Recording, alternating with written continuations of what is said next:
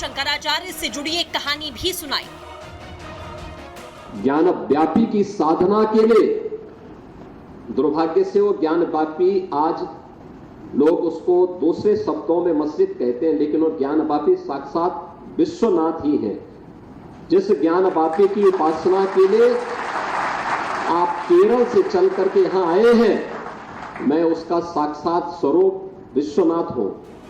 CM योगी की बयान के बाद सियासी पारा उबाल पर है। सीएम योगी के बयान को जहां समर्थन मिल रहा है, वहीं विरोध के सुर भी उठ रहे हैं। काशी ज्ञानवापी को लेकर के योगी आदित्यनाथ जी के द्वारा दिया गया बयान अखिल भारतीय संत समिति हार्दिक स्वागत करती है। इस सच्चाई से कोई मुंह नहीं मोड़ सकता।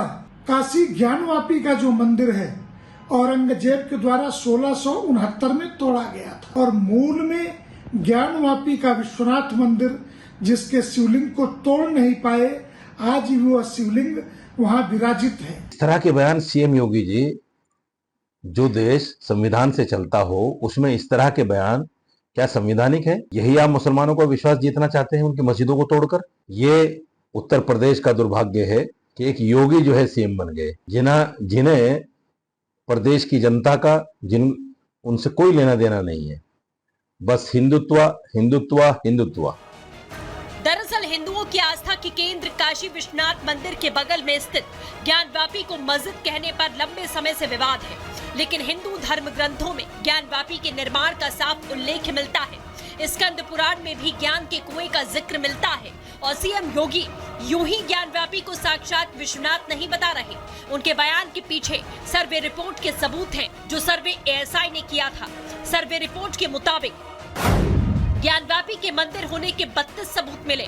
परिसर में महामुक्ति मंडप का मिलना, हिंदू देवी देवताओं की मूर्तियां, स्वास्तिक और नाग देवता के निशान, मंदिर के स्तंभ या खंभे, इसमें मंदिर के सबूत देते शिलालेख और फारसी में लिखा वो शिलालेख भी मिला जिसमें औरंगजेब का मंदिर को गिराने का आदेश लिखा है। सर्वे रिपोर्ट से साबित होता है कि यहाँ एक भव्य मंदिर था, जिसे गिराकर और उसके ऊपर निर्माण करके उसे मस्जिद का रूप दे दिया गया और यही बात अब सीएम योगी आदित्यनाथ कहते हुए नजर आए।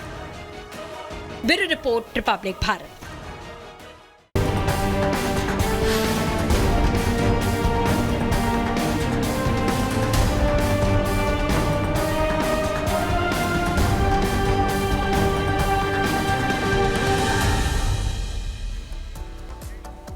और चलिए इसी बीच अब आपको तस्वीरें हम दिखाएंगे। 3 राज्यों को बड़ी सौगात प्रधानमंत्री नरेंद्र मोदी की तरफ से मिल रही है और वही तस्वीरों के जरिए आप देखिए वंदे भारत ट्रेन, यहाँ पर देखिए हरी झंडी प्रधानमंत्री नरेंद्र मोदी ने दिखाई।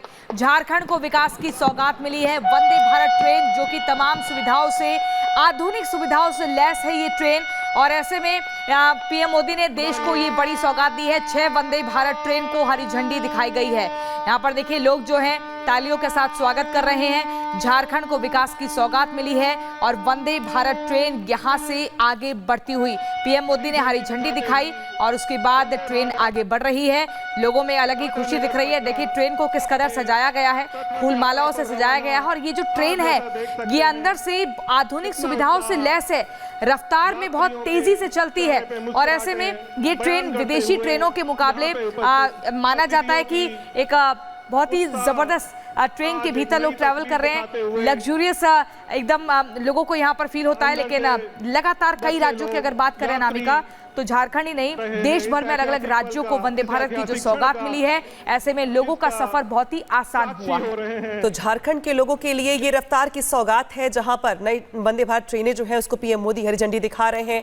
हालांकि आज झारखंड पे सौगातों की बारिश होने वाली है, क्योंकि 6 नई वंदे भारत ट्रेनों के साथ साथ यहाँ पे तमाम जो लाभार्थी प्रधानमंत्री आवास योजना के तहत उनको भी आज इसकी पहली किस्त जो है वो दी जाएगी, जिसमें लाखों जो लाभार्थी है वो इससे लाभान्वित होंगे। लेकिन जो तस्वीर दिखा रहे हैं आपको हम, ये प्रधानमंत्री के उस वक्त की है जब पीएम मोदी यहां पर ट्रेनों को हरी झंडी दिखा रहे हैं। झारखंड के लिए ये बड़ी सौगात इस लिहाज से भी क्योंकि झारखंड के कई इलाके ऐसे हैं जहां कनेक्टिविटी को लेकर के तमाम दिक्कतें पेश आती हैं, लिहाजा झारखंड में आज पीएम मोदी की ओर से बड़ी सौगात दी जा रही है। हालांकि झारखंड के जमशेदपुर की जब हम बात कर रहे हैं तो यहाँ पर पीएम मोदी यहाँ पे रोड शो करने वाले थे, लेकिन बारिश के चलते रोड शो का कार्यक्रम है जो यहाँ पर कैंसिल कर दिया गया। लेकिन बड़ी खबर दरअसल यहाँ पर यह है कि बिष्टुपुर गोपाल मैदान में यहाँ पे विशाल जनसभा को पीएम मोदी संबोधित भी करने वाले हैं। तो तस्वीरें हम आपको लगातार दिखा रहे हैं। आप देखिए, देश को वंदे भारत की एक और सौगात यहां पर मिल गई। पीएम मोदी ने, प्रधानमंत्री नरेंद्र मोदी ने हरी झंडी दिखाते हुए इस वंदे भारत ट्रेन को, आपको बता दें, इसका यहां पर इनॉग्रेशन किया है और लोगों में एक अलग ही तरह की खुशी और उत्साह जो प्लेटफॉर्म पर लोग आपको दिख रहे हैं। यहाँ पर आप देखिए प्रधानमंत्री नरेंद्र मोदी ने कैसे हरी झंडी दिखाई और एक बड़ी सौगात झारखंड को मिली है। जिस तरह से कनेक्टिविटी का जिक्र हम कर रहे थे, तो ऐसे में लोगों के सफर में तमाम तरीकों की जो सुविधाएं हैं वो जुड़ जाएंगी, आसान हो जाएगा, कम समय में एक जगह से दूसरी जगह पर पहुंच पाएंगे।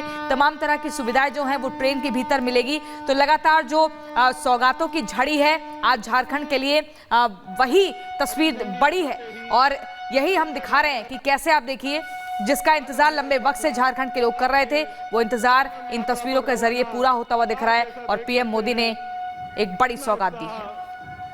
यात्रियों के चेहरे पे और अब बात हिमाचल प्रदेश की, जहां पर शिमला जैसा मामला ही कुल्लू में भी देखने को मिला है, जहां पे लोगों का ये आरोप है कि यहां पर भी खादी बोर्ड की जमीन पे अवैध कब्जा करके मस्जिद का निर्माण करवा दिया गया और अब इस बात को लेकर के लोग गुस्से में हैं, नाराजगी जाहिर कर रहे हैं। आपको रिपोर्ट दिखाते हैं सहयोगी की। तो अवैध मस्जिद निर्माण की आग अब पूरे हिमाचल प्रदेश में सुलग रही है, लेकिन इस बीच ये जो तस्वीर हम आपको दिखा रहे हैं, ये कुल्लू के अखाड़ा बाजार का ये जामा मस्जिद है। सबसे पहले दिखाएंगे कि देखिए यहाँ पे किस तरह से मस्जिद को बना दिया जाता है, इसकी तस्वीरें अगर दिखाएं।